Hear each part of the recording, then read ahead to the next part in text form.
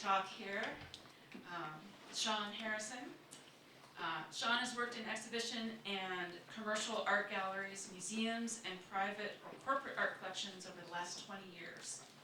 He's learning that it takes an unbelievable amount of blue painter's tape and black Sharpies to make any art show look good. He is afraid of all the colors in art sets and loves lighting exhibits. Here's Sean.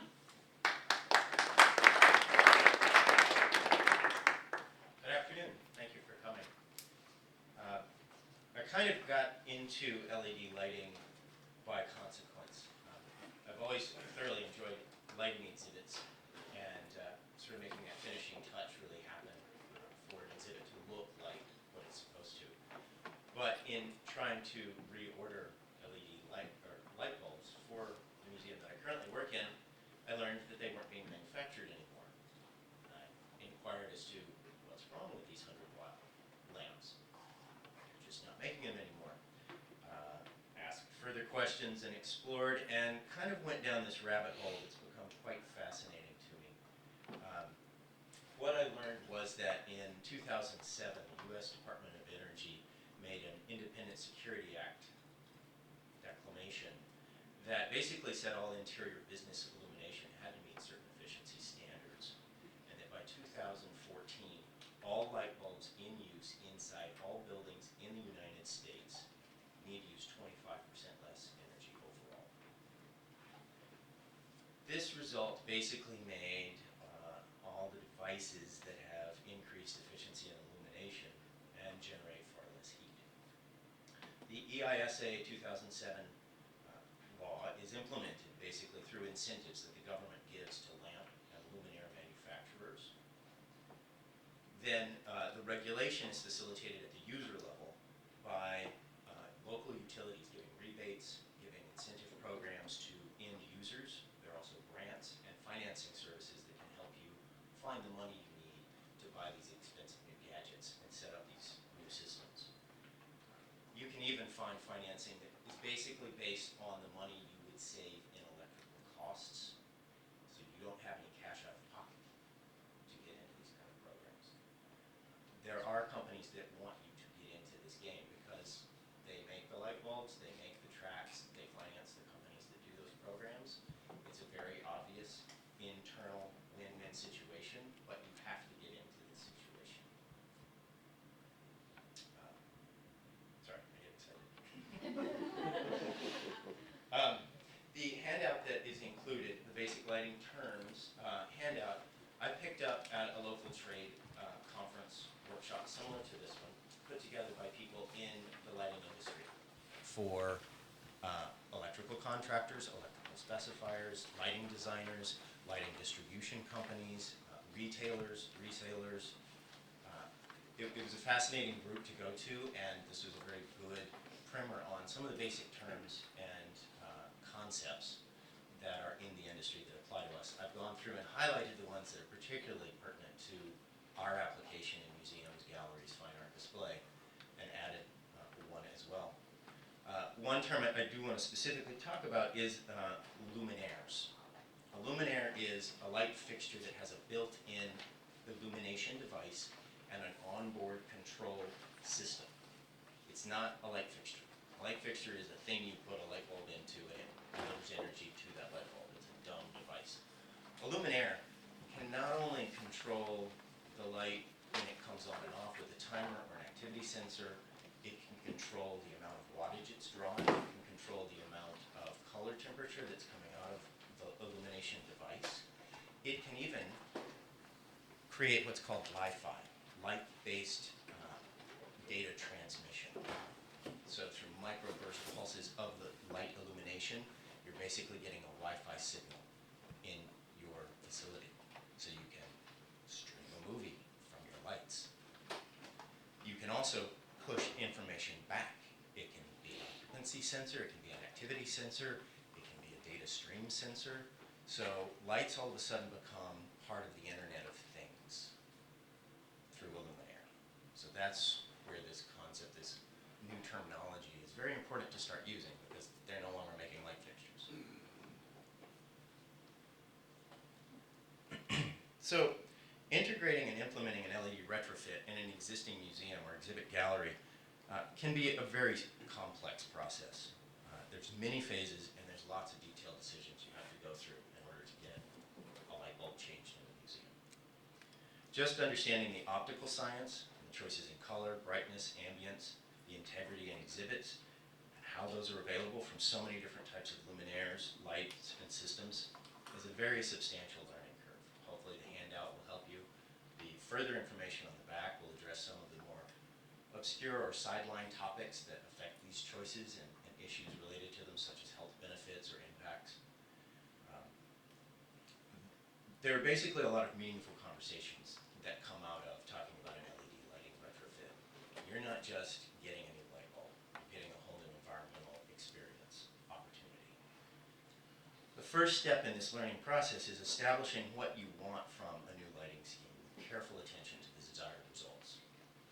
You're not just putting a new light bulb on a piece of art, you can completely change the way that art impacts you or it relates to the space that it's in.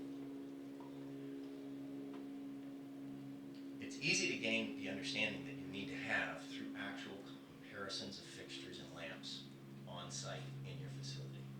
You need to find a good lighting supplier or work with your current lighting supplier to attain a large variety of samples and test them in your galleries, in your museum, on site with the people who care about them.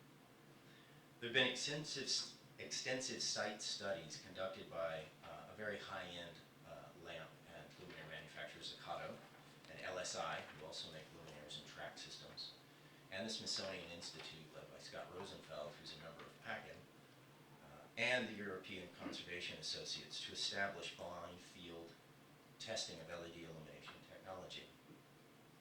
The results from testing of professionals and general public in Europe and America show a basic preference for LED units, which emit a color rendering index, a CRI of 80 to 95, with a CCT, or color corrected temperature, of 3,000 to 35,000 Kelvin. So that's a slightly white light that makes things look a little bit richer in the red values. That's what all that means. It uses a 12 to 18 watt lamp. And this 12 to 18 watt lamp will work over a 50-foot throw, whereas for standard incandescent bulb you need at least 100 watts to go that distance. What all this means after you look at all the black body locus point curve diagrams and lumen wattage efficiency is, what does it look like and what effect do you want to get out of it? You don't really need to get lost in all the science. Just pick something that looks good. The basic points to consider when implementing an LED retrofit are, do you already need to upgrade your track systems and fixtures, or can you just get new lamps and luminaires? Conversely, are lamps available to match your existing system, or does that mean you have to do a complete overhaul? Most track systems and luminaires come to a functional end of life after about 5 years, 80 to 100,000 runtime hours. LSI is one of the few manufacturers that are developing new LED devices that are entirely compatible with their historic tracks. So if you have an LSI system, you can buy new LSI parts and components that are LED compliant. So also work closely with the maker of your existing track system and your suppliers to see what sort of options they can provide. A potential comes up to implement finer degrees of lighting control and output for better exhibit designs. In-depth conversations about these standards and goals are best conducted while viewing samples as a group with your museum staff. Look carefully at how an LED retrofit program allows for coordination, or if it will create conflicts with exhibits and facility operational events, which might dictate the retrofit strategy. Talk to everybody. An LED lighting retrofit is basically a full site opportunity to upgrade. So you're going to be working with facilities people as well as conservation, exhibits planning, registrars, events possibly. The next critical step is to properly establish the principal stakeholders in a retrofit program and outline their duties. This will be different at every site depending on your organizational structure and process. So you need to do a lot of sampling, testing, and selection. You work with exhibit and preparatory lighting installers and designers. curatorial, collections, conservation, and exhibit managers are going to initiate and carry this process through all the way to completion.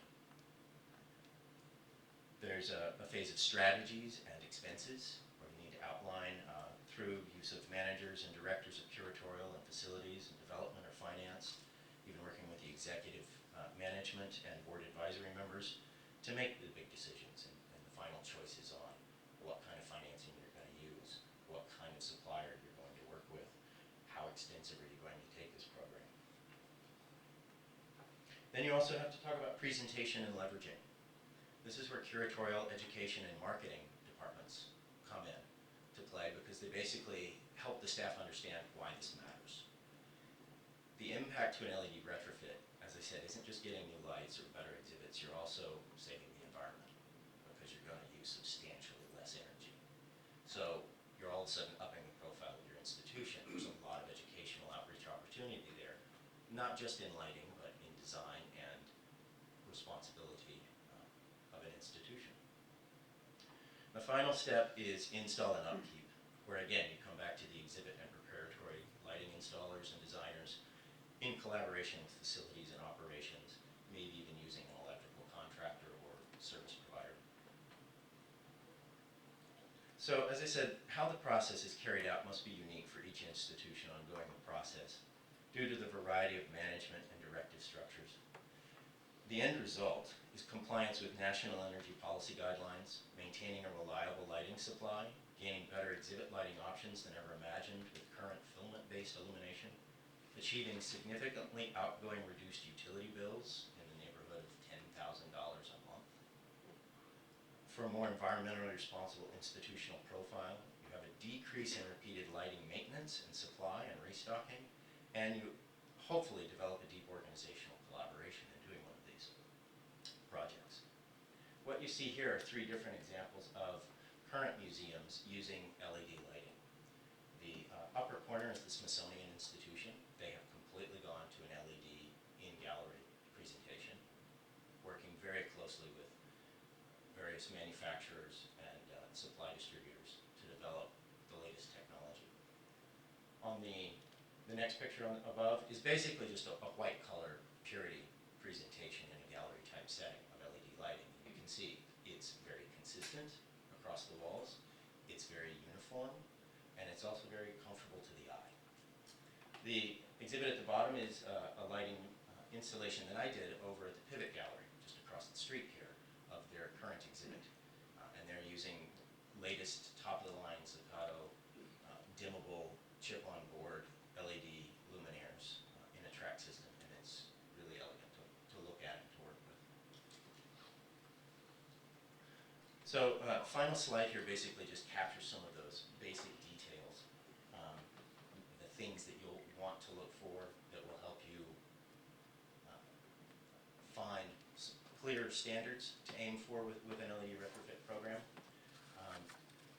The thing that you'll hear a lot is a solid-state chip-on-board enabled dimmer or DMX integrated luminaire, which means it's a smart device. You can control it either on board or from the ground, perhaps, with a remote device. And I'd also